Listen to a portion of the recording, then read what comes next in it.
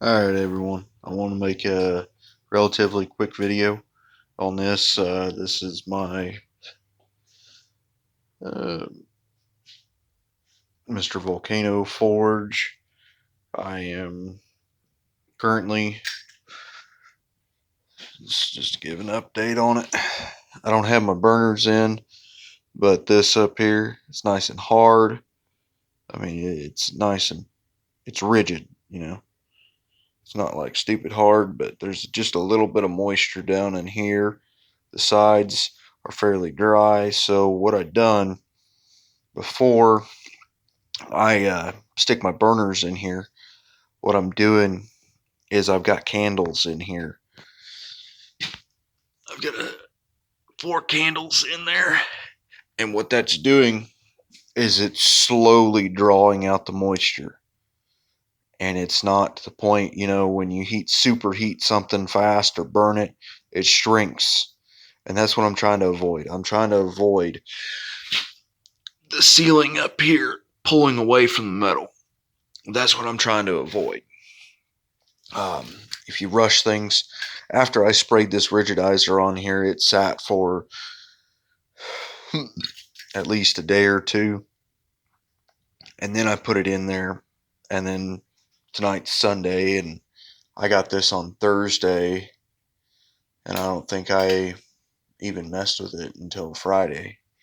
So it's Sunday, and then this has been sitting a day or two before I even stuck this in there. And then tomorrow I'll be doing I might do a mix up on the refractory. Oh shit.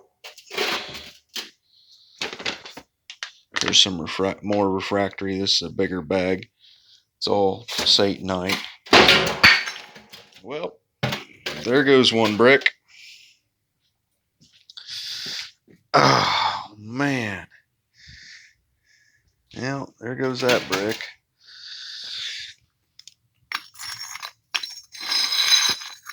Yeah. Well, looks like I'll have to make another trip to Ace. So, well, I'm gonna get off here, y'all. This is my update on this and how I'm doing it. As you can see, it's not pulling away. It's staying nice and tight to it, to the top, which is what I want. And then when I get a chance, I'm gonna take some chicken wire. I'm gonna take some chicken wire, bend it and form it, and then line the inside of it all the way through with chicken wire.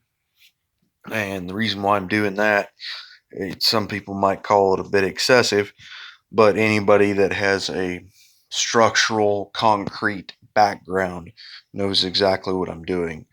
I'm doing that for 2 reasons. One, when I do shit, I don't want to have to go back and redo it again. And when I go to lay my concrete, I'm going to have the loop, the closed in, the C going up to the top. And then I'm going to alternate. Then I'm going to flip so the C would be coming down. And then you just cut a strip, fold it to make like a C, and then shove it in. Either which way, you alternate so you have a consistent outward pressure. Does that make sense?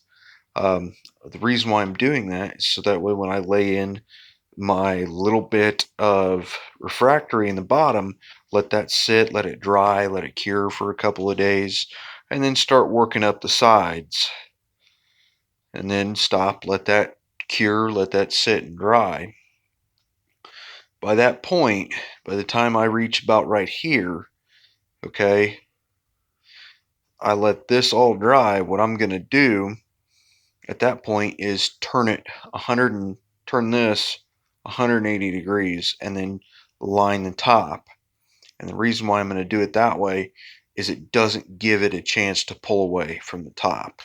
I've seen a lot of videos on this, and some go into detail about it, some don't. But that's how I'm going to do it. I personally think I'm doing kind of an overkill on it. The chicken wire doesn't come in that. I mean, you could use small fencing. I prefer chicken wire because you can cut it into, I mean, you don't need a big long strip to cover the whole length of this. You only need about 6 inch wide strips, and you probably only need about 4 of them, if that, and just line them in there. It's just to give it just that much more strength, because if you have that running through there, your refractory is less likely to crack, especially if you drop it. If this falls off of my stand, it's less likely to crack because, or if it does crack, it's not going to be as bad. Does that make sense? You know, when you pour concrete and you throw your wire down in there, that gives it strength. It's reinforced concrete. Your refractory is just a fancy word for concrete. I mean, except for it's a little different. Yes, I know that. But it's just a little different. But yeah, I'm gonna get off of here, y'all. This is how I'm doing it. I just got 4 tea lights in there, and it does put out a good bit of heat coming up here to the top. I mean, you got essentially the 4 tea lights. It's almost open on both ends, and for some reason I got more heat coming out of this one than I do this one. And when you're doing this, you want to be in a ventilated area. You really do. The camera wasn't picking it up, but this stuff does smoke pretty bad.